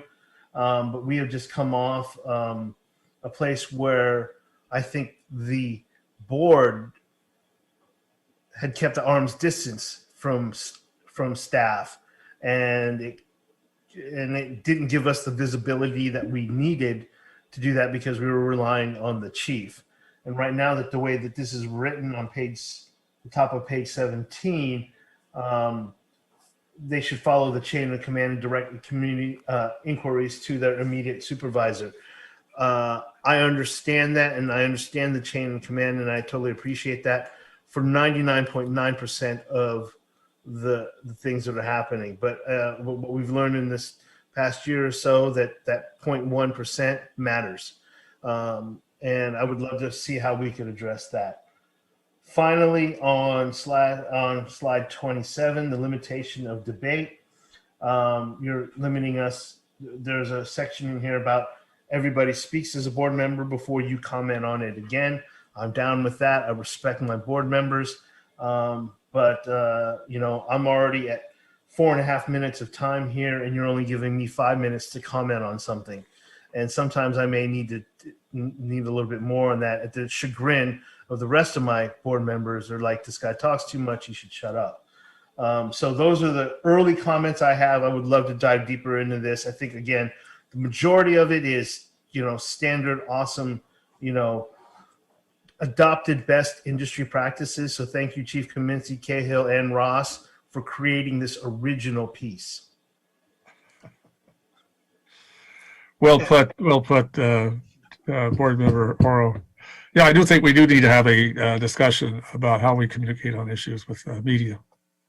Certainly, what's come up with the previous fire seasons, response to that, the national disaster situations with the city. There has to be certainly respect of a protocol around that, but there's also, as Board Member Oro pointed out, we have a role in that as well. So I think we need to have a further discussion about a process for doing that. Certainly, the thing that we want to be clear all the way around is it is accurate information. You know, too much of it is out there on social media anymore, misrepresented, with intention sometimes. Thought most of the time I would like to feel it's not. It's just like I heard this, I saw that. People are talking about this. So we do need to have a way of having a trusted messenger type of a process for information like that through our responsibility as in our roles as board members and city council members. I think the communication internally, was quite frankly very blindsided for lack of that communication. And I think we need to have a conversation about what's appropriate there, establishing a protocol for that, rather than I think sometimes there's by probably no fault of anybody, it gets misinterpreted, and people will hear what they want to hear. Let's put it that way. So I do think that's another area we need to have further discussion on with that. I think it's a really good piece of work to have. It's a guideline for all of us, getting us all on the same page where we can operate more effectively in the delivery of services. I would agree. And Chief, thank you for putting this together, and your whole staff and whoever actually did all the heavy lifting. And I agree. I think it's worthwhile that, what I'm going to do is probably send you a long email that says, hey, on this page, did you think about this or that? So I appreciate the fact that this is an introduction and we'll come back later. And I do agree with Director Oro's concerns. It is fundamentally the biggest headache between a board and the chief executive. How do you work between we should rely on the chief executive, everything goes through him or her? How do we make sure there isn't something totally blown out? And I don't know what the answer is, but I think that in and of itself is something that we should all kind of sit around and try to figure out what is the right technique. So that one's a tough one. And if we can crack that egg, then we can go on the lecture circuit, because we'll have the ultimate solution for board staff relations. So good job, and I'll send you my comments. We'll be developing our best practices. Yep.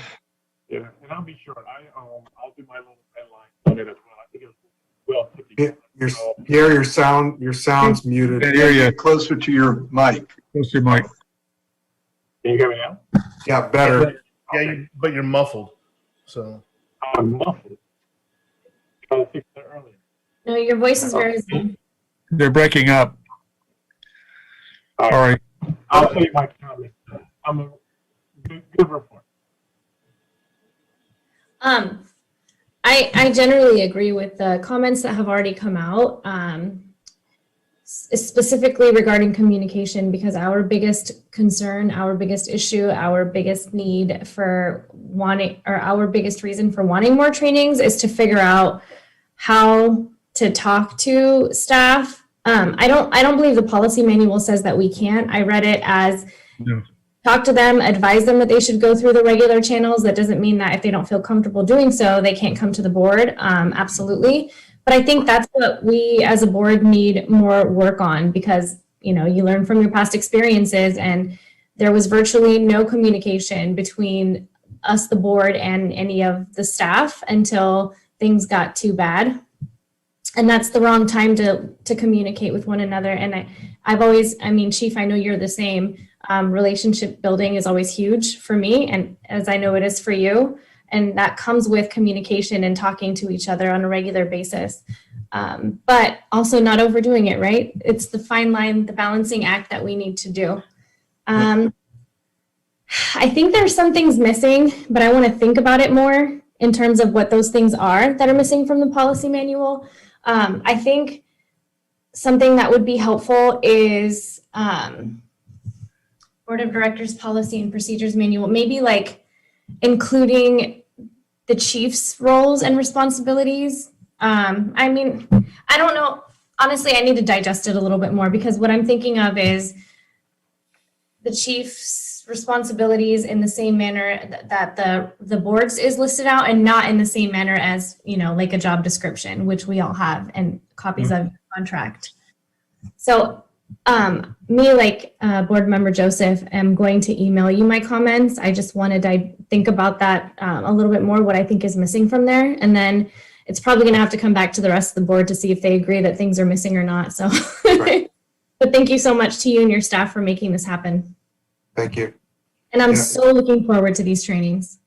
Great, thank you. And through the chair, I would just like to say that this is, you know, the intention from the get-go was to give you the opportunity to look at this document, make your, you know, like I said, make your Post-it notes on it, you know, draw red lines all over it going, this doesn't work for us, and then get back together again with the board and have that kind of synergistic kind of process that gets you as a board into a place where it's a document that you're not going to just put on a shelf, but it's something that helps you, do your work a little bit more clearly. Because again, I've said this right from the get-go, this is your jobs as city council members is very different than the board member. And I don't want to let go of that, because I think that, there's, for the fire district to be sustainable, the board needs to look at things from a fire district board perspective and not necessarily from the city council's perspective. That's all. And I think it's important that we do that. So one more thing, Chief. I read in the policy manual something about board members being encouraged to attend like firefighter trainings. For me, I just happened to be on a ride-along where there was one training, and that was only one of the ride-alongs that I had done. So I got to experience one training, but it would be super awesome if staff or we, or however we make it happen, we set up some kind of, trainings that the board members can just come to. I know that firefighters schedule them regularly, but I just randomly happened to be at one of the ride-alongs where there was, a training. And so it's hard for us to also know when those are happening. no, yes, and then, again, Chief Comiskey and I have been talking about how, and I actually had a conversation with the firefighters representatives the other day about how we bridge that gap and try to make those opportunities more readily accessible to board members if they choose. I mean, not everyone's going to want to do that, but those of you who will have the time and the inclination and the interest, it will just help you better understand when they're talking about things to you, certainly during labor negotiations, and when I'm talking to you about things in an administrative level, trying to explain just the operational issues associated with what we do every day. And even further, it also helps. So like that one training that I went to helped me understand, we had a development project come before the city council, and it was the building at the James Road Station. And when I was at the training, the firefighters told me, this is as tall as the highest building that we have in American Canyon. Okay, so then when we have these ginormous warehouses coming in, they're taller than anything that our firefighters are being trained for. So it helps us have your back also when it comes to development projects. Exactly. That's 100%. Yep. Thank you for recognizing that. Chief, I also want to make another historical comment, because I've been around for a while, and we have the council, even though they've been a board, or the board of directors, there's never been, to my knowledge, any kind of specialized fire district training. So this, we're talking about from the beginning of time, the fire district has kind of been on autopilot. We've been fortunate that we've had some good chiefs, so it wasn't that we were running amok, at least in terms of the finances and facilities and such. But this is really the first time any of us have kind of been exposed to the other side of our responsibilities, the fire board. So thank you for bringing it all forward. I think Chief Comiskey, I'll bet you've never seen anybody from American Canyon attend an FDAC meeting of any sort. And Never. that's because it's never even been on the radar for 25 plus years. And so thank you for bringing it up. I think you'll find a very interested crew for the next few years. Thank you. Yeah, I Thank think you my very experience much. has been it's kind of unstated, but it was kind of a hands-off type of a expected. And so I figured, oh wait, that's how we're supposed to operate. We never had this type of Exactly, yeah. protection before. Like I Well, said, we had a very reality effective check. chief, and it was kind of like, I'll take care of this. I'll let you know when I need anything. And That's right. you know, in the beginning, you know, we didn't I'm have an very pleased to see the alternative change. use, so what else would work? Yeah. Well, So- very Oh, pleased to see the change. I expect more involvement and a better understanding. Yeah. Thank you. Yeah, I think, and Mr. Ross has kept his microphone off, but I think he would back us up with that based on his experience with other fire districts in the state. Also, we all will do a better job of our jobs if we better understand what our role is and what we're in business to do. And I just think it's a big, and it is, having worked in municipal government for most of my career and working for a city manager and being a department head and all that, and then becoming a fire district chief, and not here, but in other places. And it's like, it's a different breed of cat. And so it's important that we honor that, because it's a totally, I mean, we're all in the same business of providing community, public safety to the community, but how we get there is not necessarily the same. Thank you. Board ready for public comment? Did we receive any public comment on that? No, we did not. All right, thank you. Close public comment. So our action this evening was to receive this report, study it, and give our feedback back to Chief Cahill. All right, moving on to our agenda.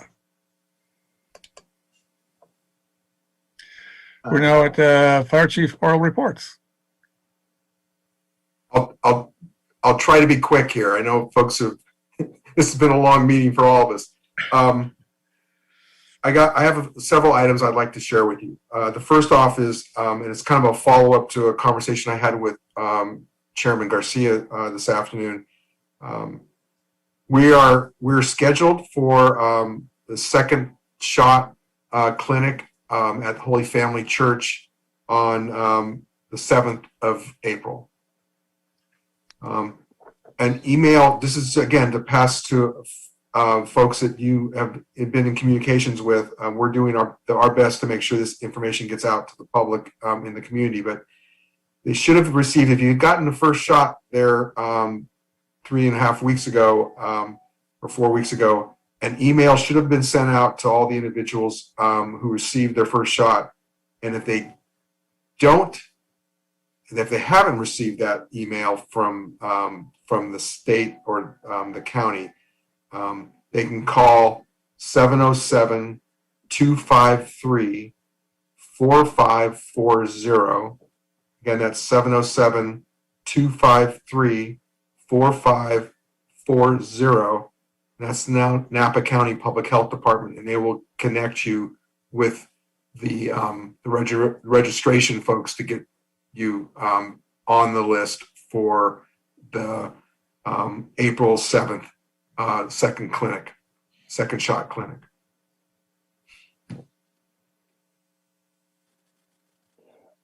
Thank you. That's very Item helpful. number 2, if no one has any questions with respect to that, item number 2 is I've got some updates on personnel staffing changes at the district. We have, and this is kind of a follow-up to some of the questions, some of the items we were talking about earlier in the meeting. We have a recruitment starting for firefighter based on 2 openings that have been generated, one by the disability retirement and another one by one of our personnel leaving to take a job in another community. And then we will have also a promotional exam for fire captain, internal promotional exam for fire captain that will be happening in the next 45 days, 45 to 60 days. So there's some movement internally within the department that you'll be brought will be before you, and you'll start seeing some of the activities associated with that. I have mixed feelings to making this next announcement. Fire Captain Matt Churchman is leaving the district. He has 3 more shifts, I think, that he's going to, actually after today, he's got 2 more shifts. He is taken a position with the City of Oakland Fire Department. Matt served us here in American Canyon for 14 and a half years. Became a captain in July of 2011. And he's been primarily responsible for overseeing a number of our programs, training programs and operational programs. He worked with the Fire Explorer program. He's been integral in our USAR training and rescue program. The last firefighter academy, that new hire firefighter orientation academy that was done, he was the primary instructor of that and managed it. He's done our reserve academy, and he most recently was a key person in getting us a grant to replace all of our self-contained breathing apparatus. We're going to miss Matt terribly. He's been a key member of the department and a standout fire captain. But we also have to honor the fact that, people need other challenges sometimes in their careers. And I think that I want to wish him the best as he moves on and goes to the City of Oakland. He has lots of opportunity there, professional opportunities in the City of Oakland Fire Department, and I wish him the best. But anyway, I just wanted to share that with the board tonight. And then along the same kinds of same area in terms of staffing, we this week, and I thank Chief Comiskey for all the work he's been doing on this, but we finished up probation for 3 of our recent recruit firefighters. Well, 18 months ago they got hired by the fire district, but firefighter Cano, firefighter Drosis, and firefighter Quick all passed probation last week, and so they're going to get a nice bump in their paycheck, and they don't have to worry about doing all the dishes and washing the fire engines every day, which is kind of things that happen to probationary employees. And then I have 2 other items. I'll try to make this quick. I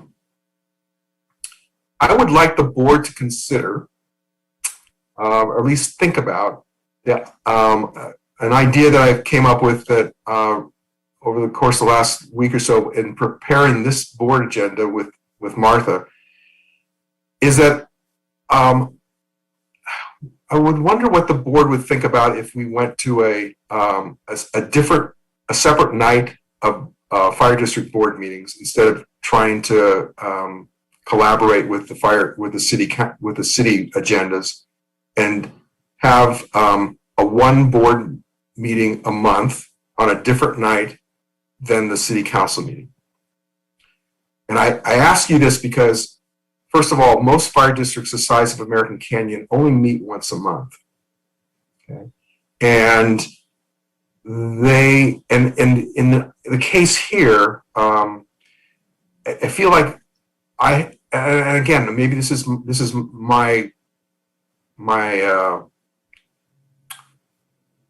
trying to think of the right word to use. I feel like I'm competing at times with city agendas for your undivided attention. And that's nothing against any of you, but it's just that, you know, the business of the city is significant, and frankly, the business of the fire district is becoming significant again.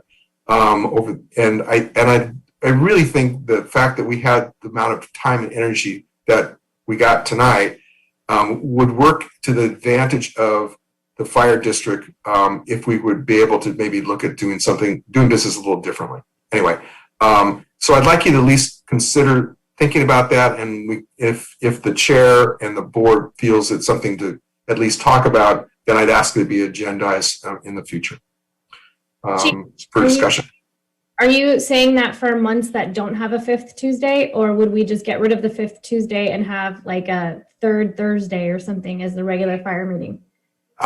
Miriam, I would suggest that the fifth Tuesday would not necessarily be needed, and we would look at either doing the second Tuesday of the month, or the fourth Tuesday of the month, or something like that, or the third Wednesday, or something that wouldn't compete for your time with the city council and other boards that you're on. I think that's the other piece. That's the issue, right? What are the other meetings that we all are locked into?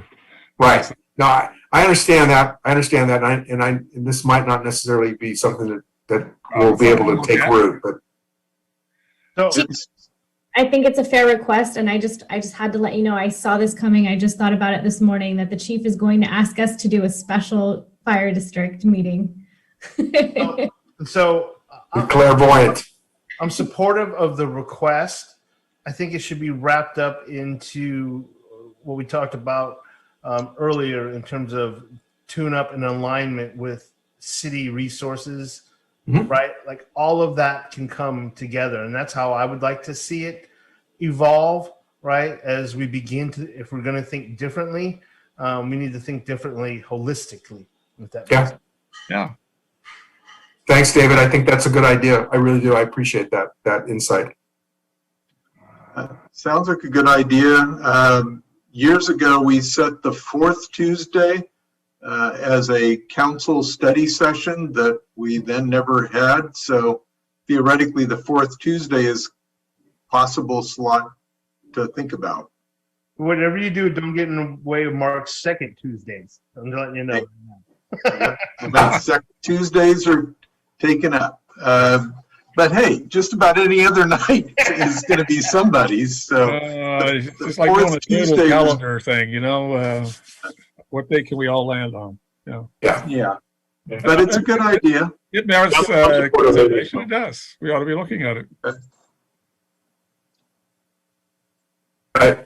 Thank you. I heard Pierre say he's supportive of looking at it too. I think that all I'd ask is that if you don't mind, let's talk about. I know when Jason gets back to town, it'll be obviously he has a horse in the race also, and I just think it might be helpful for us to have a little bit more focused meeting. So. Yeah, no, I see the benefit of that. You're right. It just it does having a separate meeting would certainly give that leverage. It would. One last item. It probably wouldn't be this year. What was that, Jim? I said it should not be nearly as long as tonight's either.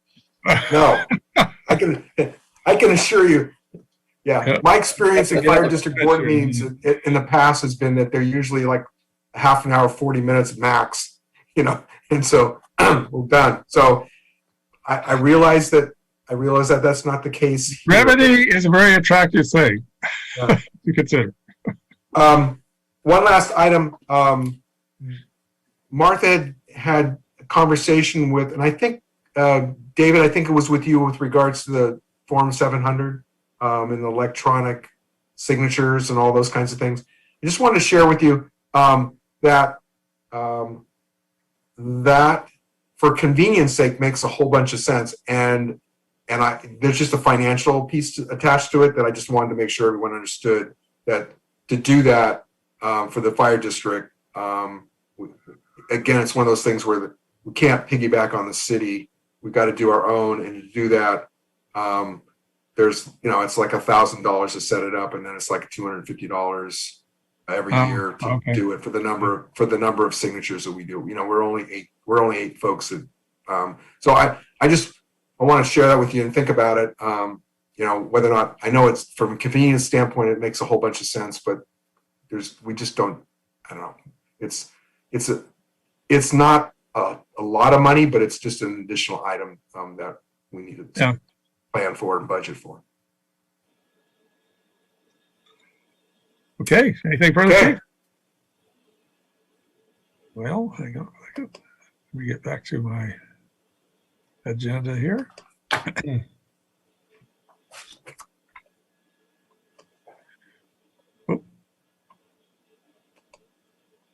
Okay.